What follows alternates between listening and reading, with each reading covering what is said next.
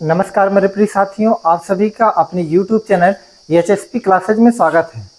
आज हम आपके लिए लेकर आए हैं क्लास 12th की सेंट्रल आइडिया। ठीक है, सेंट्रल आइडिया जो है कि बोर्ड की एग्ज़ाम में 4 नंबर की पूछी जाती है और हम इसको इस तरीके से जो है कि बनाए हुए हैं ताकि आपके दिमाग में का पूरा प्रवेश कर जाएगा। आपके पास 2 रास्ते हैं, या तो आप इसको लिख लीजिए और याद कर लीजिए, या तो आप इसको लिखिए भी और समझिए। तो अगर जिन लोगों को केवल लिखना है, याद करना है, ये जो है कि आप इसका जो है कि स्क्रीनशॉट लेकर आप लिख लीजिए। ठीक है, अगर जिन लोगों को ये लगता है कि हम लिखेंगे भी और समझेंगे, तो आइए हम आपको समझाते हैं बहुत अच्छे तरीके से।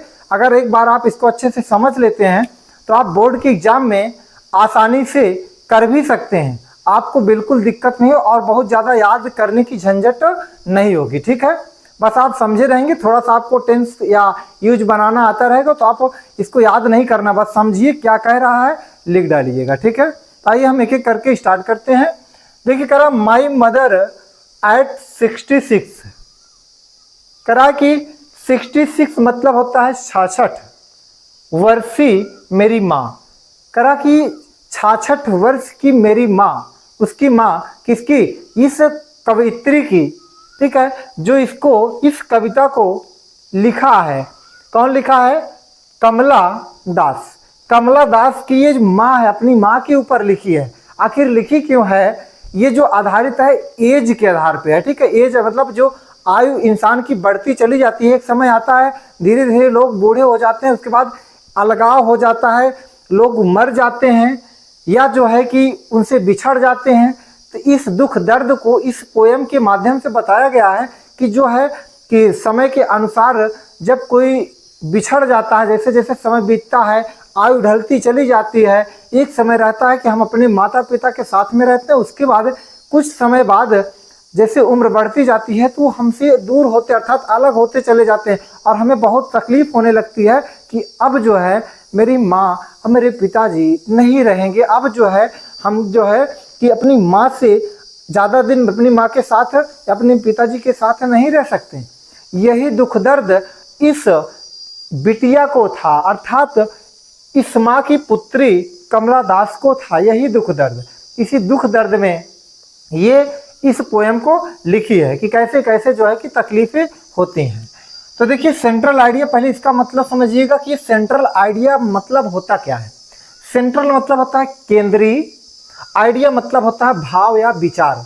केंद्रीय विचार मतलब ये है सेंट्रल आइडिया का मोटा मोटा फंडा। समझिए कि जो पोयम लिखी गई है वो किस पर आधारित है, किस पर आधारित, उसमें क्या क्या मुख्य बातें बताई गई हैं, किसके बारे में चर्चा की गई है, जिसको आप एक शब्द बोल सकते हो हिंदी में, सारांश।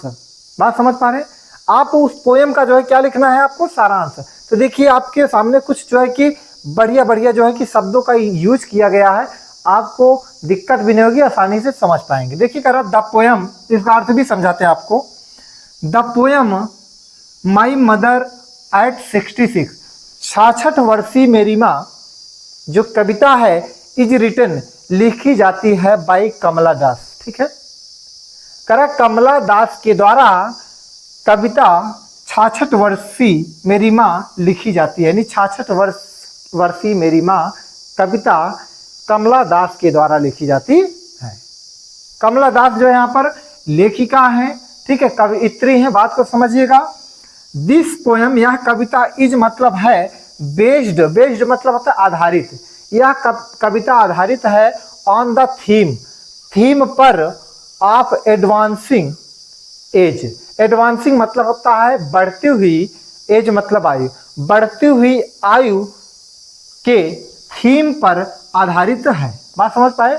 यह कविता बढ़ती हुई आयु या उम्र कह सकते हो, बढ़ती हुई उम्र के थीम पर आधारित है। करा कि एंड मतलब और द फियर, द फियर मतलब डर, ऑफ लॉस, करा खोने का डर, एंड सेपरेशन, सेपरेशन मतलब अलगाव, अलगाव और खोने का डर, एसोसिएटेड मतलब जुड़ा हुआ था, विद इट, इसके साथ, अर्थात जो इनका जो है लगाव इनके साथ जुड़ा हुआ था, इस लगाव को अलगाव और खोने के डर के थीम पर और इसके साथ बढ़ती हुई उम्र, कह रहा बढ़ती हुई उम्र और जो अपनी माता के साथ उसका जुड़ा हुआ लगाव के अलगाव और खोने के डर के थीम पर आधारित है ये कविता। ठीक है, अब देखते हैं द पोएटेस, पोएटेस मतलब कवित्री, जो ये लेखिका है, यानी द पोएटेस अंडरगोज मतलब गुजरती है या जाती है of the problem of emotions, करा देखिए भावनाओं के समस्या से गुजरती हुई जाती है, करा कि भावनाओं की समस्या से गुजरती हुई जाती है। इमोशंस मतलब भावना, ये फीलिंग्स यानी भावना, ये बहुत ज्यादा परेशान हो जाती है। ठीक है, ये पुत्री उनकी, करा कि अब कब परेशान होती है, देखो वेन मतलब जब, सी सीज वह देखती है। देखिए कब, अब ये जो इमोशंस की समस्या यानी भावनात्मक समस्या से ये गुजरती कब है, जब यानी वेन जब सी सीज वह देखती है हर मदर अपनी माँ को, जब वह अपनी माँ को देखती है एजिंग, अपनी माँ की उम्र को बढ़ते हुए देखती है। ठीक है, बढ़ती हुई उम्र को जब देखती है तभी जो है कि इस भावनात्मक समस्या से यह गुजरती है। देखिए एंड फील और महसूस करती है the pain of separation of her mother, अपनी माँ के अलगाव के दर्द को, अपनी माँ के अलगाव के दर्द को महसूस करती है। उसको ऐसा उन्होंने ऐसा महसूस करना प्रारंभ कर देती है कि अब लगता है कि ज़्यादा दिन मैं अपनी माँ के साथ नहीं रह पाऊंगी, इतने दिनों से अपनी माँ के साथ थी लेकिन अब जो है हम ज़्यादा दिन नहीं रह पाएंगे। अब देखिए कह रहा है कि यहाँ तक आप समझ गए, अब आगे देखते हैं।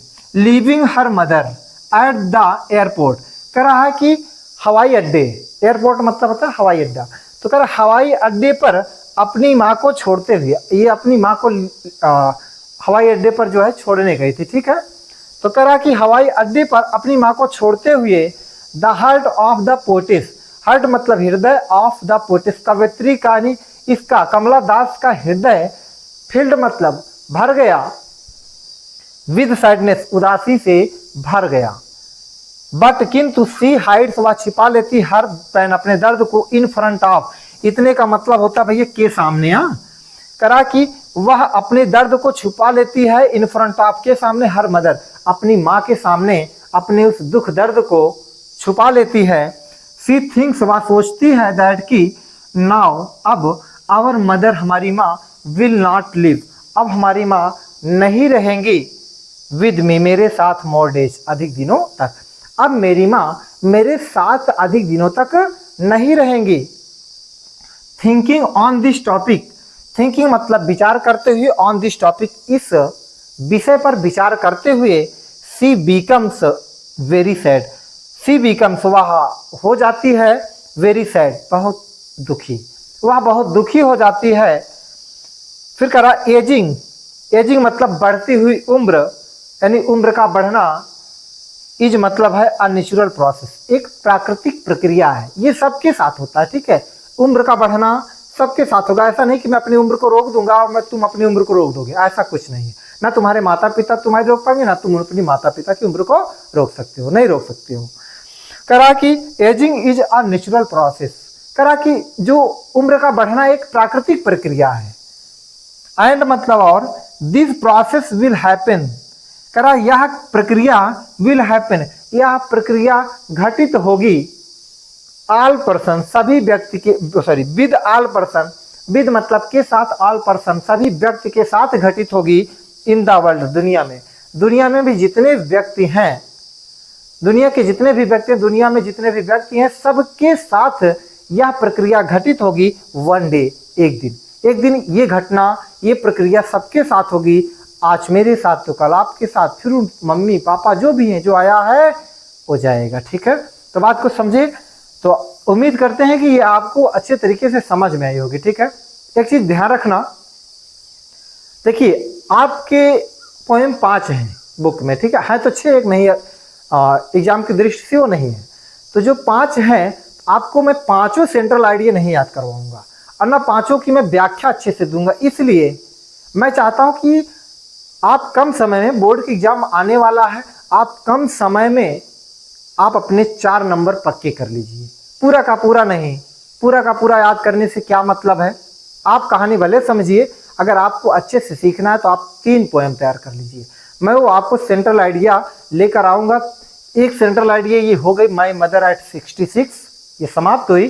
उसके बाद फिर 2 सेंट्रल आइडिया और लाएंगे। इसी तीनों में आप इसी तीनों का अच्छे से तैयार कर लीजिए। पूरा का पूरा मैं दावा के साथ कहता हूँ कि ये तीनों में से एक न एक 100% आपके एग्जाम में आएगी। और ये भी हो सकता है कि आपके एग्जाम में तीनों का तीनों आ सकती है, या तो 2 आएगी।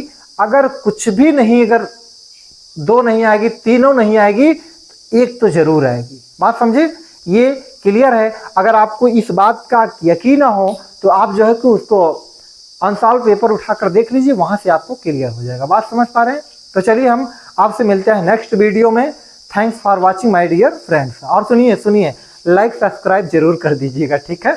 आपके लिए मैं मेहनत कर रहा हूँ, तो आप इतना तो कर ही सकते हैं मेरे प्रिय साथियों, ठीक है। धन्यवाद।